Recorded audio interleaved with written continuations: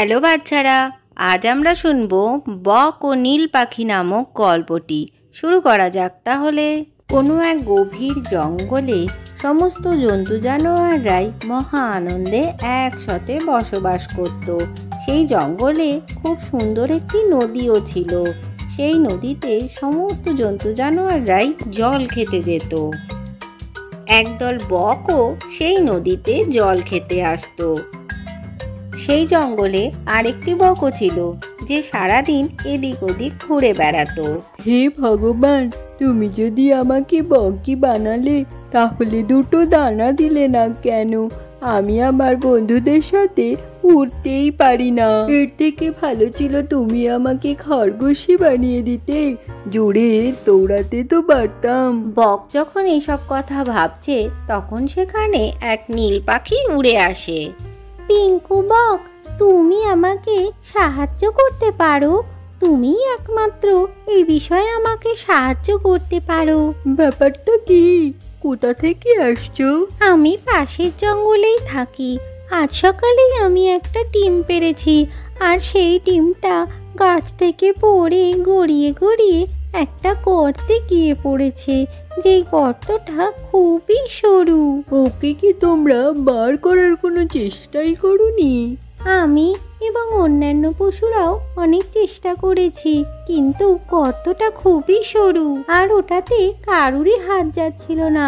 তুমি তোমার সরু ঠোঁট দিয়ে ওটাকে ঠিকই বার করে আনতে পারবে। আমি তো তোমাকে সাহায্য করবার জন্য খুবই উৎসুক, কিন্তু তুমি নিশ্চয়ই জানো না যে আমার একটা ডানা নেই। তোমার নিশ্চয়ই অন্য কোনো বন্ধু বক আছে। হ্যাঁ আছে, ওদের আসারও সময় হয়ে গেছে। পিঙ্কুর কথা শুনে নীল পাখি সেখানেই থেকে যায়। কিছুক্ষণ পর সব বক যখন নদীর ধারে চলে আসে, তারা দুজনও সেখানে আসে এবং নীল পাখি তার সমস্ত কথা তাদের বলে। তোমার জঙ্গল তো অনেক দূরে, আমাদের মধ্যে থেকে কেউ অত দূর যেতে চাইবে না।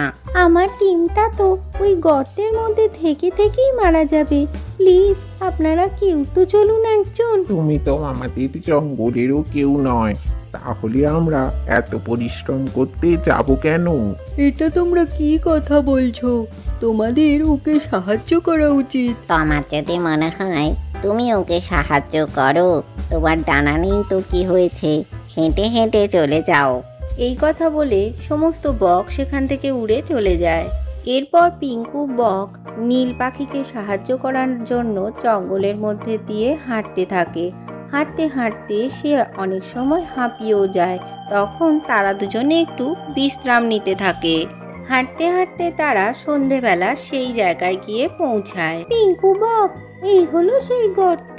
এরপরে পিঙ্কু বক তার ঠোঁটটা গর্তের মধ্যে ঢুকিয়ে দেয় আর দেখে সেখানে একটি ডিম রয়েছে।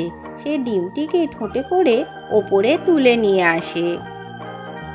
তোমাকে অনেক ধন্যবাদ পিঙ্কু বক। আমারও তোমাকে সাহায্য করতে পেরে বেশ ভালোই লাগছে, কিন্তু আমার পা দুটো আর পারছে না। মনে হয় কাল সকালেই এখান থেকে যেতে পারবো।